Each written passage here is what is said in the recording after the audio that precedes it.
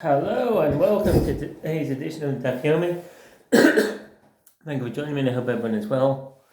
So let's go. So today's Daf is Bava Metzia Daf 91 on B. Ila Nema Behem Techa Lo Talbia Hayisi Ume Lo Yeche Ye'ez Choz Adam Es Abahima Kedei She'a שיעלה עליה זכותם למה קליים הוא תעשה מן במינה סי. Had the Torah many stated, you shall not let your cattle copulate, I would have said that a person may not hold the female animal while the male mounts it. Therefore, the verse states, with diverse kind, Leviticus 19:19, this shows that it is a crossbreed of diverse kinds that is prohibited, from which it may be inferred that mating an animal of one species with an animal of its own species is permitted. Rav Advoi Bar Ami infers from the Braita, and even if concerning mating an animal of one species with an animal of its own species, with regard to holding, yes, this is permitted, but with regard to inserting, no, this is not allowed. The fact that the Tana specifies the act of holding indicates that inserting is prohibited even in the case of two animals of the same species. The Gemara again rejects this claim. What is the meaning of the holding in this context? It means inserting. So let's explain a bit more in the note. Ma'achiza haknasa. What is holding? It means inserting. Although the Gemara already asked and answered the same question earlier, it's likely that this was a single inquiry that Rav Ashi applied in two different cases. It is also possible that the Gemara is wondering whether there may be a better answer to this question according to the opinion of Rabbi Yehuda the Ritva. And why does the Tana call it holding? It's a euphemism. Rav Ashi said, this matter was asked of me by the members of the house of Rav Nechemia the Zalach. What is the halacha with regard to bringing into the same pen an animal of one species with two other animals, one of its own species and the other of a species different from it? Is the halacha that since there is another animal of its own species, will be drawn after its species, and therefore there is no concern whatsoever with regard to diverse kinds, or perhaps one should not act even in this manner, in case it leads to crossbreeding. And I resolved it for them by saying that there is a prohibition, but this is not in accordance with the halacha. The reason for my decision was due to the immorality of the slaves. I reason that if they are permitted to engage in this practice, they will intentionally crossbreed and claim that it occurred without intervention. If a laborer was performing labor with his hands, but not with his feet, or with his feet but not with his hands, e.g. pressing grapes, this one may eat the produce of the field. Rabbi Yoti, e.g. pressing grapes, or even if he's performing labor only with his shoulder. So what does that mean? Also, a laborer who is occupied with produce may eat from that food, even if he's not working with his hands or feet, but merely with his shoulder. In accordance with the unattributed opinion in the Mishnah, and that's the Roman Sefer Mishpatim, Hilchos Kiyot 12:9, Shulchan Aruch 37:1. This one may eat the produce of the field. Rabbi Yossi, son of Rabbi Yehuda, says, a laborer may not eat unless he performs labor with his hands and with his feet. The Gemara asks, what is the reason for the ruling of this rabbi's state in the first clause of the Mishnah? The Gemara explains that the verse states, when you come into your neighbor's vineyard, Deuteronomy 20:25, since the Torah does not specify a particular kind of task, it is understood referring to any labor he performs. The Mishnah teaches that Rabbi Yossi, son of Rabbi Yehuda, says, a laborer may not eat unless he performs labor with his hands and with his feet. The Gemara asks, what is the reasoning of Rabbi Yossi, son of Rabbi Yehuda? The Gemara explains, this halacha is like that of a threshing ox. He's sure. Like a threshing ox. Everyone apparently agrees that the ox mentioned in connection to threshing is stated merely as an example, since the same halacha applies to any animal. The difference is that the rabbis maintain that this halacha includes birds as well, and therefore it is evident that the work need not be performed with all four legs. Whereas Rabbi Yossi and Rabbi Yehuda contend that the details of the manner in which a labor is performed are derived from the manner of performing labor of an ox, and that religious line of reasoning applies to an ox that gored. Although this halacha applies to all types of animals, the damage they inflict must be similar to that of a goring ox, says the Rosh. Just as one is not required to let an ox feed unless they're performing labor with his hands and with his feet, As it uses all four of its legs to thresh, so to a laborer is not entitled to eat unless he is performing labor with his hand and with his feet. With regard to a similar issue, Rabba Huna raised a dilemma. If one threshed with geese and chickens rather than four-legged animals, what is halacha quantity between Rabbi Yossi and Rabbi Huda? The Gemara clarifies the size of the dilemma. Do you require threshing with all its force, as it is for this reason that an ox must thresh with all four of its legs?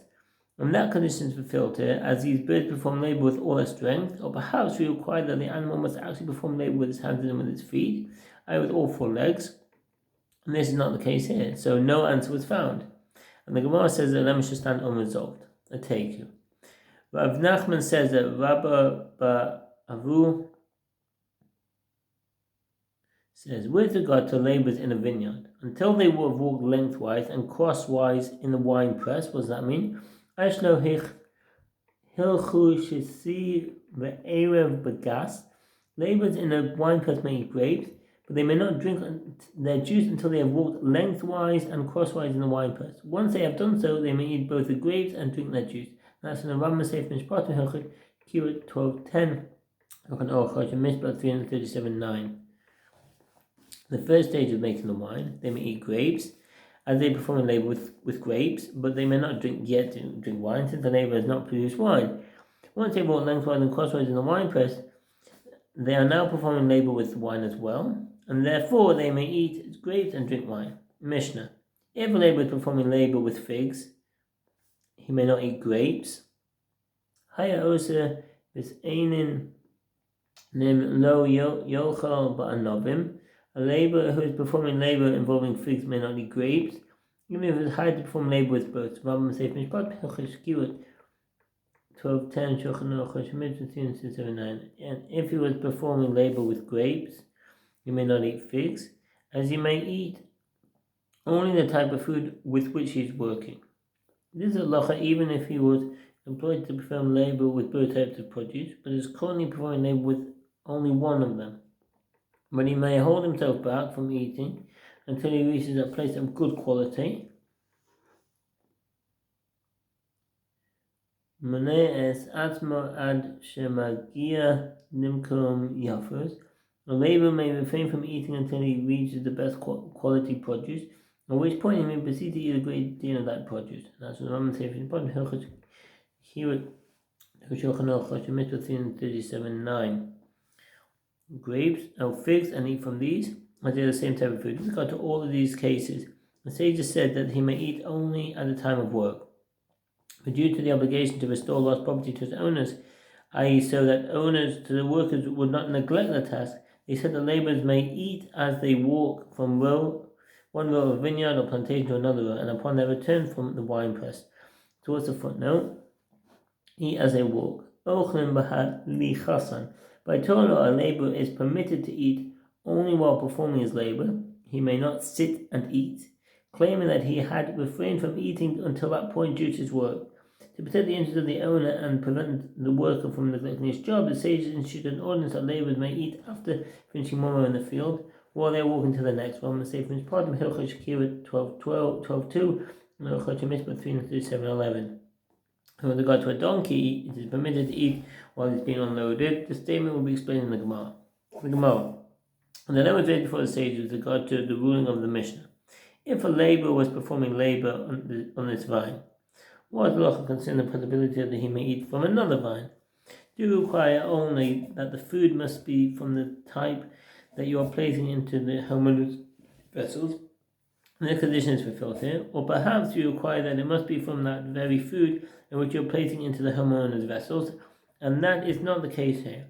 And if you say that one who was performing labor on this vine may not in fact eat from another vine, a further question arises with regard to an ox performing labor with produce attached to the ground. How can one enable it to eat? The ox is tied to the front of the wagon, while the laborers are working on a vine adjacent to the wagon. Consequently, it is impossible for the ox to eat from the vine in which labor is being performed. Rav Sheisha, son of Avidi, said, in the case of long branches, it is possible for the animal to perform labor at one end of the branch while eating from the other. The difficulty has been resolved, but the original dilemma remains. The Gemara therefore suggests, common here resolution from the Mishnah. If a laborer was performing labor with figs, he may not eat the grapes. In the Jerusalem Talmud, a halacha midrash is cited in support of this conclusion. When the verse states, when you come to your neighbor's vineyard, then you may eat grapes, in Deuteronomy 22:25, the mention of grapes there is apparently superfluous, as what of the food wouldn't find in a vineyard. The Torah is teaching that even if figs were available, and he was hired to perform labor in a vineyard, he may partake only of grapes. This indicates that if the two types of produce are figs and other figs, similar to the figs and grapes mentioned in the Mishnah, he may eat. Now, if you say that one who is performing labor on this vine may not eat from another vine, also performing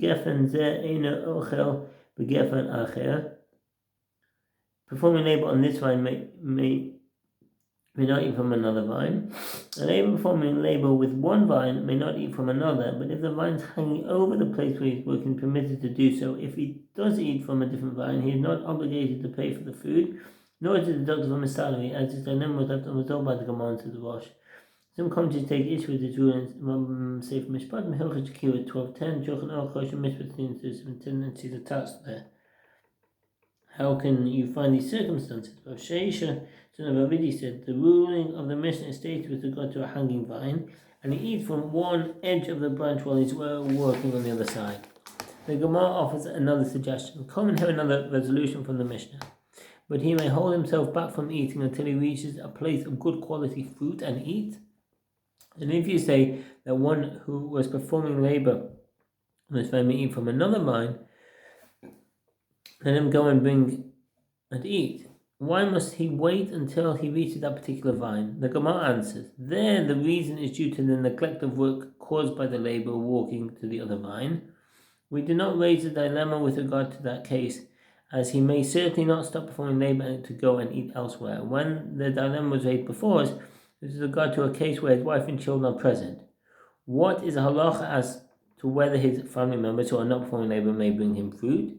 Once again, the Gemara suggests, come and have a resolution from the Mishnah. And with regard to all of these cases, they said that he may eat only at the time of work.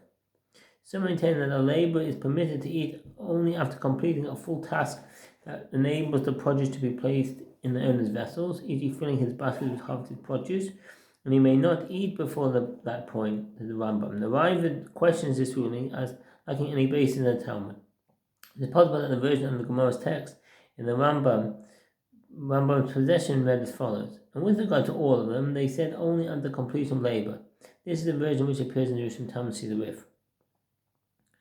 But due to the mitzvah to restore lost property to its owners, the sages said that laborers may eat as they walk from one row to another row, and upon their return from the winepress. The Gemara explains the attempted resolution. The sages assume that the basic principle of this halacha is that a laborer who is walking is considered like one who is performing his labor, and it is therefore permitted for him to eat. And yet, it is due to the mitzvah to restore lost property to its owner that he may eat, whereas by Torah he may not eat. But if he is performing labor, why is he not allowed to eat? Apparently, this indicates that one who is performing labor on this vine may not eat from another vine, and therefore, once he starts walking and is no longer alongside the vine, he may not partake of it by Torah law. The Gemara refuses to talk about. No, actually, I could say to you that one who is performing labor on this vine may even eat from another vine, but a laborer who is walking is not considered like one who is performing his labor. The reason that he is not permitted to eat by Torah law is not because he is performing labor on another vine, but because he is walking at the time. The Gemara cites an alternative version of this discussion. There are those who say as follows. The sages assume that a worker who is walking is not considered like one who is performing his labor, and this is the reason that the Brisa says that he may not eat by Torah law, because he is not considered like the one who is performing his labor. This indicates that if he is performing his labor, he may eat by Torah law. Apparently, it may be inferred that one who is performing labor on this vine may eat from another vine. The Gemara rejects this claim. No, that is not a proof. As actually, I could say to you that one who is performing labor on this vine may not eat from another vine. Let's quickly finish this sentence in the next onward.